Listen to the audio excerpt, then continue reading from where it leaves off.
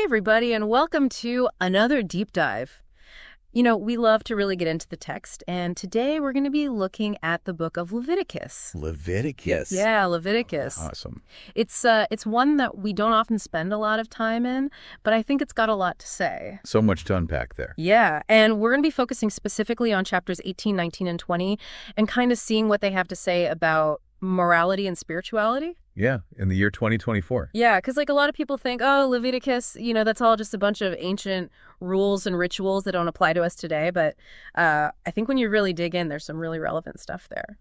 It's fascinating to me how these chapters really get to some of those core human struggles and desires that are just as relevant now as they were back then. Oh, totally. Yeah. It's like peeking into a time capsule of human nature, Absolutely. And one of the things that jumps out right away in chapter 18 is this whole issue of sexual relationships. Mm-hmm. And, right off the bat, God draws a very clear line when it comes to incest.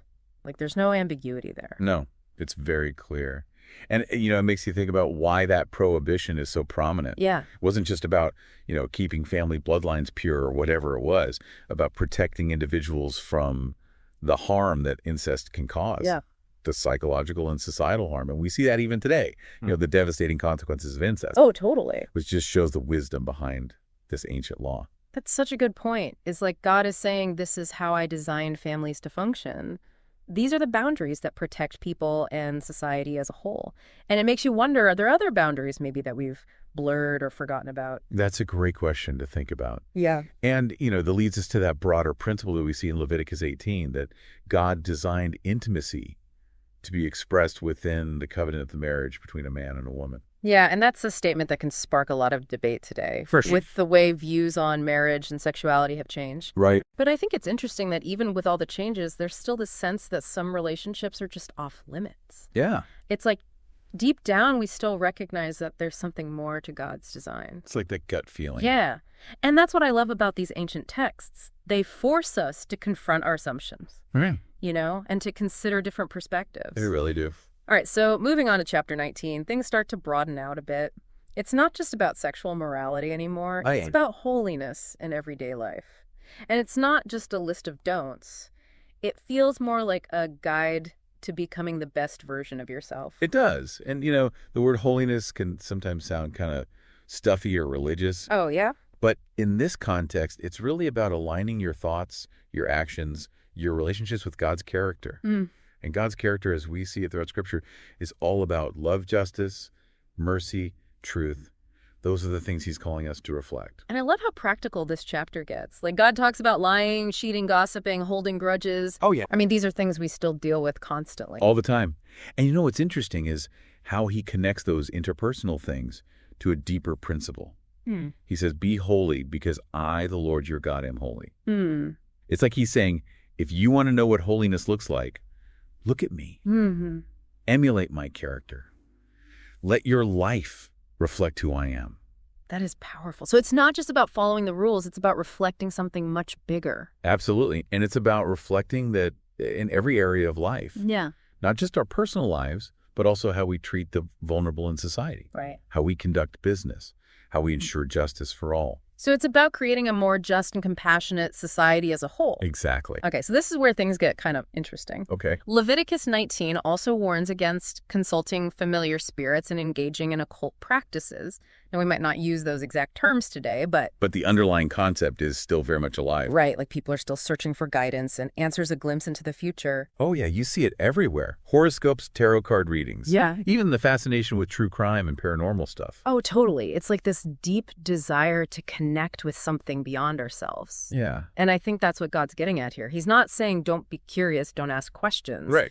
But he is saying be careful where you look for those answers. Mm-hmm. I am the source of truth. I am the one who can guide you, protect you, and lead you to true fulfillment. It's about directing that spiritual curiosity towards the one who can truly satisfy you. Okay, so this warning against seeking guidance in the wrong places leads us right into chapter 20, where things take a much darker turn. Ooh, darker. Yeah, we encounter this horrific practice of child sacrifice to the god Moloch. Yeah, that was a tough one to read. I know, it's just horrifying. It really shows the destructive nature of idolatry. And what's really interesting is how God connects that ancient form of idolatry to the broader concept of putting anything before him. Hmm. It's like he's saying that anything we prioritize above our relationship with him, anything that consumes our thoughts and affections more than he does, can become an idol. So it's not just about bowing down to statues. It's about what we value most, what we're willing to sacrifice for what ultimately controls our hearts. Exactly. So that raises a big question for all of us. What are the Molechs in our own lives? What are we putting on the altar of our hearts, even unknowingly? Ooh, good question. That's something I think we'll be wrestling with as we continue this deep dive. It's getting pretty intense, but also incredibly insightful. We're just scratching the surface here, folks. Stay tuned for part 2, where we'll explore how this concept of holiness plays out in our everyday lives. It's going to be good. Welcome back to our Leviticus deep dive. It's so interesting how these ancient texts can still speak to us today. Isn't it amazing? Like, even though they were written thousands of years ago in a totally different cultural context. Right. You know, one thing that really struck me about Leviticus 19 is how it flips the script on holiness. Oh, how so? Well, we usually think of holiness as like abstaining from bad stuff. Yeah, like a list of don'ts. Right. But in Leviticus 19, it's more about actively pursuing what's good. Interesting. Like justice and compassion. It's less about don't and more about do this instead. That's a great point. And one of the most powerful examples of that is verse 18. Love your neighbor as yourself. Such a well-known verse. It is. Yeah.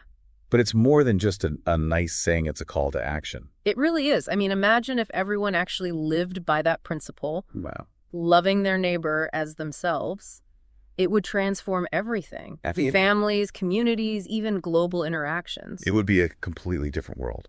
And what's cool is how that call to love is connected to all the other instructions in Leviticus 19. Like what?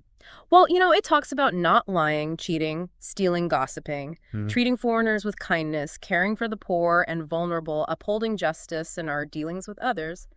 It's all part of the same picture. So it's not just about personal piety. Right. It's about creating a society where those values are woven into the very fabric of how we interact. God cares about both our inner transformation and how that transformation plays out in the world. Yeah, he wants us to actually be agents of his love and justice. I love that. But, okay, hold on a sec. What's that? Isn't everything we do in pursuit of something, even if it's something good, like, isn't there a danger of that becoming an idol? That's a really good question. Yeah. I mean, we were just talking about Molech and how anything can become an idol. Right. If it takes precedence over God. You're hitting on a really important point. It's not just about doing the right things.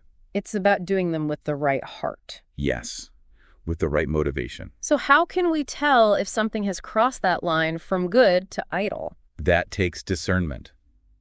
We have to constantly examine our hearts, our motivations, our attachment. Okay. Is this thing controlling me or am I controlling it? Interesting. Does it bring me closer to God or is it pulling me away? So it's like a constant process of checking our spiritual compass. Exactly. Making sure we're still heading in the right direction. And how do we do that? Well, immersing ourselves in Scripture is a big one. Okay. Spending time in prayer, surrounding ourselves with other believers who can challenge and encourage us. So it's like we need those spiritual anchors to keep us grounded. We do.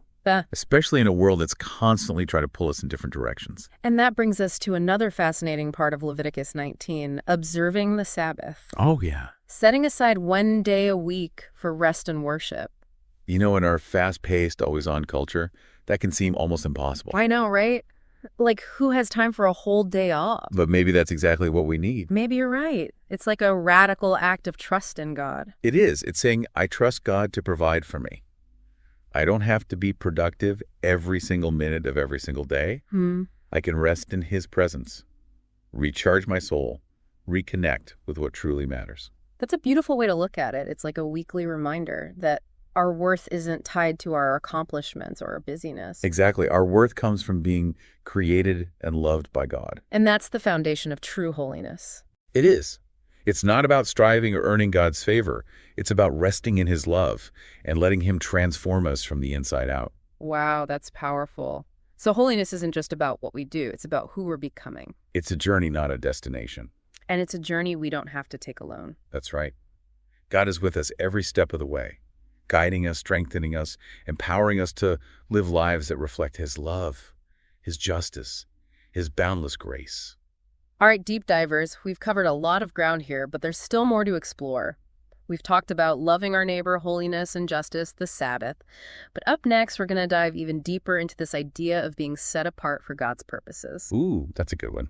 What does that look like in our everyday lives, in our relationships, in our work, in our communities? Stay tuned for part 3, where we'll unpack the surprising relevance of Leviticus for us today. All right, deep divers, welcome back for the final part of our Leviticus journey. It's really amazing how these ancient texts can still speak to us today. It is. Yeah.